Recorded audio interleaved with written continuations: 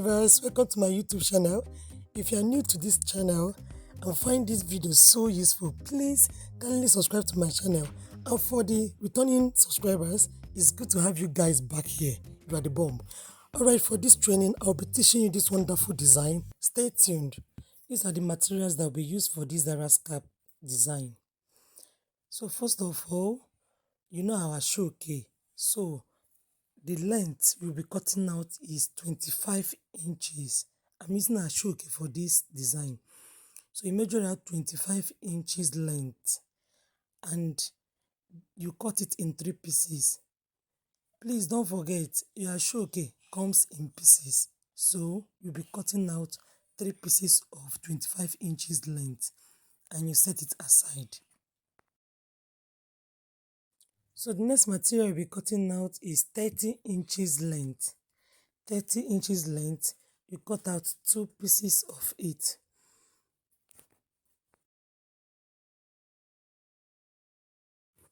So once you are done with cutting, you set that aside as well.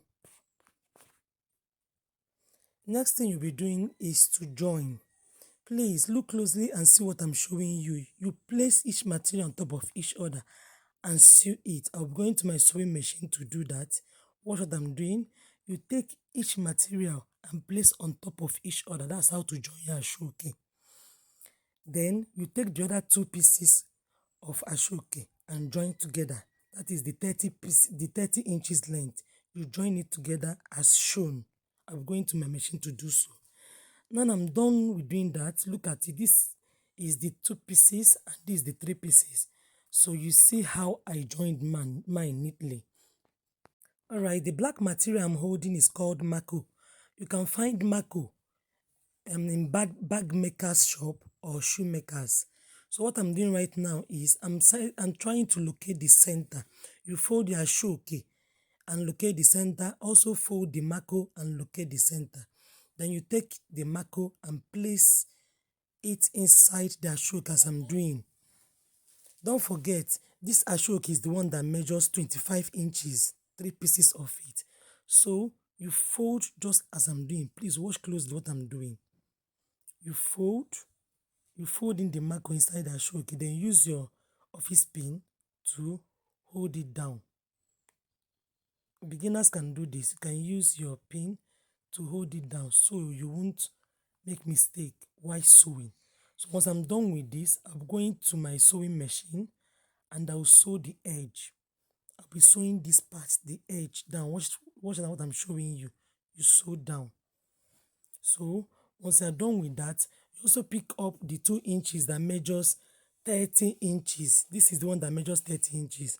So you pick it up and hem the edge. Just take like half an inch and fold it in just as I'm doing. Watch closely. You fold it in. You fold it in.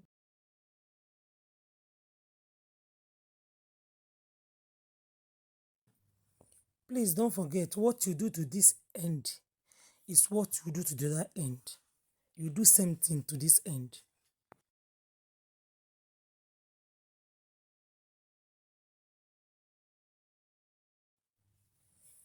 So once you are done folding, you take it to your sewing machine and you sew the edge, the both edges. You're going to sew it down. Alright, I'm done sewing mine. You can see how it's neatly done. I've done so for the other material. Alright, what I'm holding now is called breast pad. It's thick. So it's called breast pad or wadding. And the wadding measures 28.5 inches length by 5.7 inches width.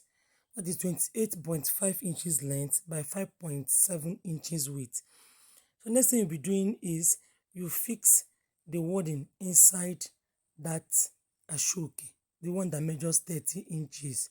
So, you know, this one measures 30 inches, that is in 2 pieces. Then you take this wadding and place inside it.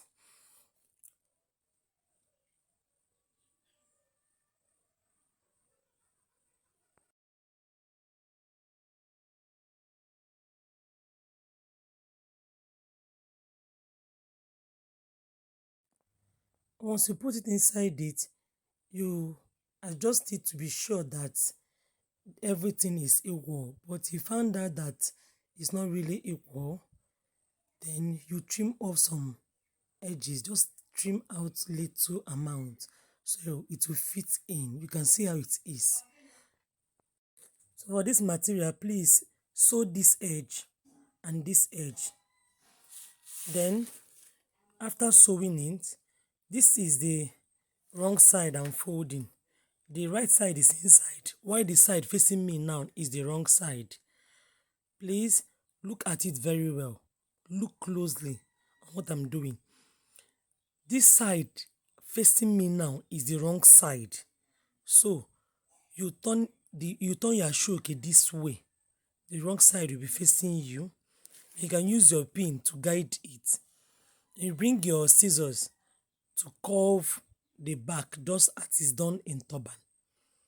You curve it in. You curve it in this way.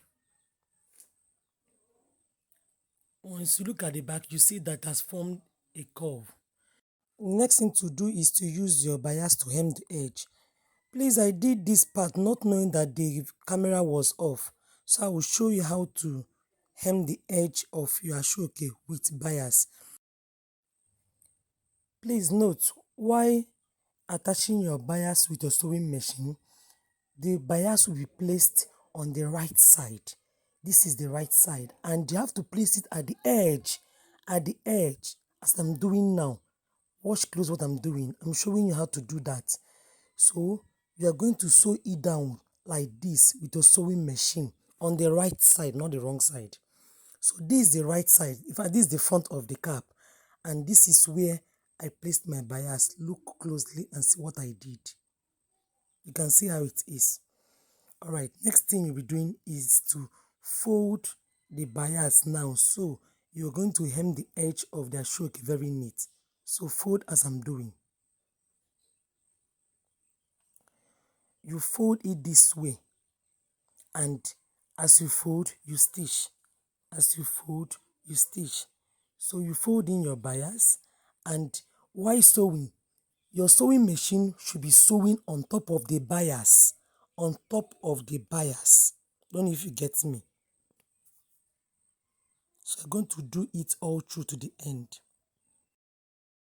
So this is the back of the Asoke, and this is the front. So you can see how the right side is, and you've seen how the wrong side is. So you fold it again, and this is the wrong side. So you take it to your sewing machine and sew down. So I'm done with mine. That's formed a cap base. So my Zara's cap is almost ready. Next thing to do is to form a running stitch. I'm going to use a needle and thread to form a running stitch at the back of my cap base as I'm doing. So you run it down to the end and you drag it down. So once you are done and you find out that the back of the cap base is okay, you can now tie a knot. You can tie a knot and cut it out.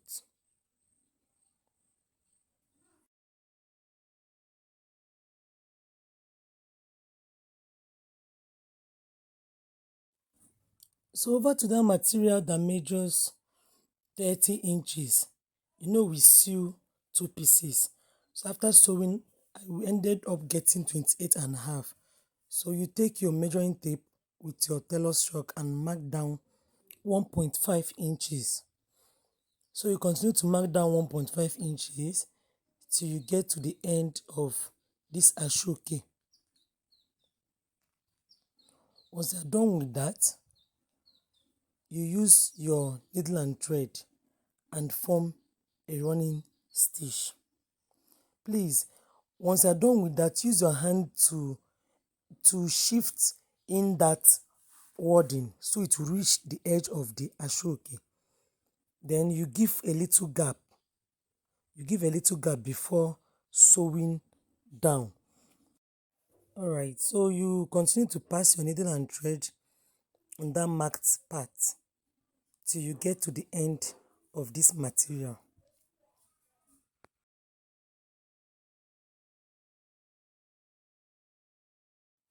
Once you reach to the end, you pass your needle upward just like I did now. After passing your needle and thread, you drag it down. Please, everything I'm doing, pay a close attention to it. Just watch what I'm doing. You capture everything. You use your hand to unfold every part that didn't form well. So your hand will serve as a guide. Once you are done getting the pleats, you pass your needle and thread backwards the way I'm doing. You pass it round again and drag very well. Drag down very well. That will give it a firm hold. Once you do this, you observe that this back design will be very strong. You understand? Please, if you have reached this level, have not subscribed to my channel yet, kindly do so. And also click on the notification button so you'll be able to be notified whenever I upload new videos. So, I've placed my Zara cap on my dummy to see how it looks. I'll be attaching this design, that half lay, I'll be attaching it to this Zara cap base. So, I'll use my needle and thread to join both together as I'm doing now.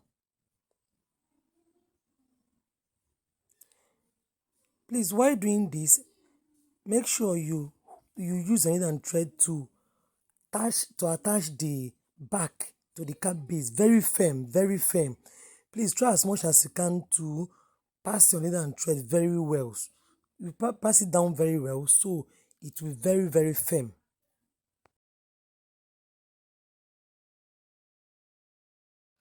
I'm done with my, you can see the outcome. Alright, next thing to do is embellishment. You get your rose and cover up this part. You can get any design of your choice, but I'm working with this. So I'll be using this rose, this already made rose. You can rub your candle gum, your glue gun and your candle gum, rub it on this rose and cover up this spot. Then you can use these trimmings. You can use any design of your choice. I'm just showing you what I did in mine. So use this trimming and just cut it out the way I'm doing now. Use US shoe gum or candle gum, but I used candle gum. I used it to design the back of this cap. Alright, I placed on the dummy to show you another design you can make with it. You can use these trimmings to design the way I'm just showing you now. See, it's all about creativity. You can do anything you want to do at this junction. It all depends on you. You can also use this kind of applique. Rub your candle gum on it and place by the side. Alright, thanks for your time. I appreciate you. See you next time.